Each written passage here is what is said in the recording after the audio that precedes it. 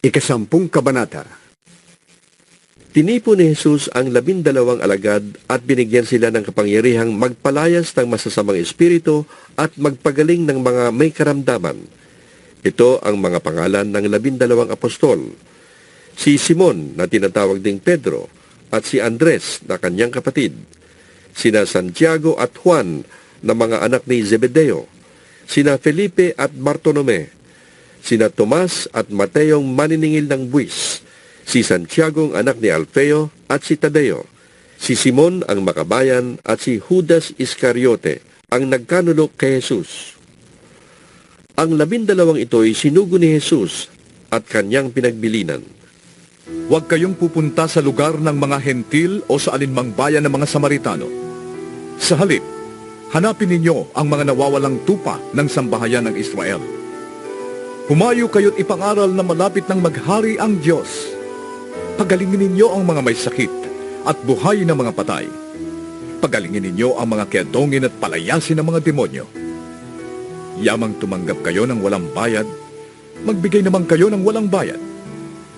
Huwag kayong magdala ng pera, maging ginto, pilak o tanso. Sa inyong paglalakbay, huwag din kayong magbaon ng pagkain, bihisan, pampalit na sandalyas o tungkod, sapagkat ang manggagawa ay karapat-dapat tumanggap ng kanyang kailangan upang mabuhay. Saan mang bayan o nayon kayo dumating, humanap kayo ng taong karapat-dapat pakituluyan at kayo ay tumuloy sa bahay niya habang kayo'y nasa lugar na yon. Pagpasok ninyo sa bahay, sabihin ninyo, maghari nawa ang kapayapaan sa bahay na ito. Kung karapat-dapat ang mga nakatira doon, panatilihin ninyo sa kanila ang inyong pagpapala. Ngunit kung hindi, bawiin ninyo yon. At kung ayaw kayong tanggapin o pakinggan sa isang tahanan o bayan, umalis kayo roon at ipagpag ninyo ang alikabok sa inyong mga paa. Sinasabi ko sa inyo, sa araw ng paghuhukom ay higit na mabigat ang parusang igagawad sa mga tao sa bayang yon kaysa sa mga taga-Sodoma at taga-Gomora. Alalahanin ninyo, sinusugo ko kayo na parang mga tupa sa gitna ng mga asong gubat. Kaya't maging matalino kayong gaya ng ahas at matapat gaya ng kalapati. Mag-ingat kayo, sapagkat may mga taong magbibintang sa inyo sa harap ng Sanhedrin. Hahagupitin kayo sa mga sinagoga dahil sa akin. Ihaharap kayo sa mga gobernador at sa mga hari, subalit magpapatotoo kayo sa harap nila at ng mga hentil. Kapag nililitis na kayo, huwag kayong mabahala kung ano ang sasabihin ninyo o kung paano kayo magpapatotoo. Pagdating ng oras, ito ipagkakaloob sa inyo. Hindi kayo ang magsasalita, kundi ang Espiritu ng inyong Ama ang magsasalita sa pamamagitan ninyo. Ipapahamak ng kapatid ang kanyang kapatid upang ipapatay. Gayon din ang gagawin ng ama sa kanyang anak. Lalaban ng mga anak sa kanilang mga magulang at ipapapatay nila ang mga ito. Kapopootan kayo ng lahat dahil sa akin, ngunit ang mananatiling tapat hanggang wakas ang siyang maliligtas. Kapag inusig kayo sa isang bayan, tumakas kayo sa kasunod. Sinasabi ko sa inyo, bago ninyo mapuntahan ang lahat ng bayan ng Israel, ay darating na ang anak ng tao. Walang alagad na nakakahigit sa kanyang guro, at walang aliping nakakahigit sa kanyang Panginoon. Sapat nang matulad ang alagad sa kanyang guro, at ang alipin sa kanyang Panginoon.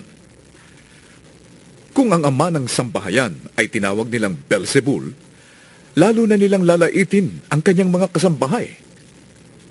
Kaya huwag kayong matakot sa kanila. Walang natatago na di malalantad, at walang nalilihim na di mabubunyag.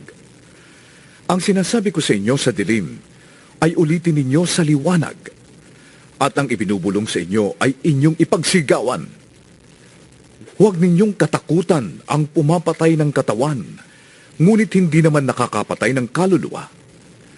Sa halip, ang katakutan ninyo ay ang Diyos na nakakalipol ng kaluluwa at katawan sa impyerno. Hindi ba't ipinagbibili sa halagang 1 pera ang 2 maya?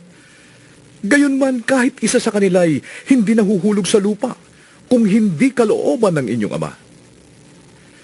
At kayo, maging ang buhok ninyo'y bilang niyang lahat. Kaya huwag kayong matakot. Higit kayong mahalaga kaysa maraming maya. Ang sinumang kumikilala sa akin sa harap ng mga tao, ay kikilalanin ko rin naman sa harap ng aking amang nasa langit. Ngunit ang hindi kumikilala sa akin sa harap ng mga tao, ay hindi ko rin kikilalanin sa harap ng aking amang nasa langit. Huwag ninyong isiping naparito ako upang magdala ng kapayapaan sa lupa. Naparito ako upang magdala ng tabak, hindi kapayapaan. Naparito ako upang paglabanin ang anak na lalaki at ang kanyang ama, ang anak na babae at ang kanyang ina, at ang manugang na babae at ang kanyang biyanang babae. At ang magiging kaaway ng isang tao ay ang kanya na ring mga kasambahay. Ang umiibig sa kanyang ama o ina ng higit sa akin ay hindi karapat-dapat sa akin. At ang umiibig sa kanyang anak ng higit sa akin ay hindi karapat-dapat sa akin.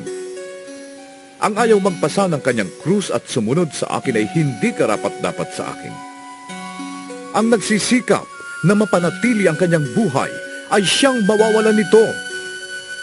Ngunit mapapanatili ito ng taong handang mawalan ng buhay dahil sa akin. Ang tumatanggap sa inyo ay tumatanggap sa akin. At ang tumatanggap sa akin ay tumatanggap sa nagsugo sa akin. Ang tumatanggap sa isang propeta, dahil sa siya'y propeta ay tatanggap ng gantimpalang nauukol sa propeta.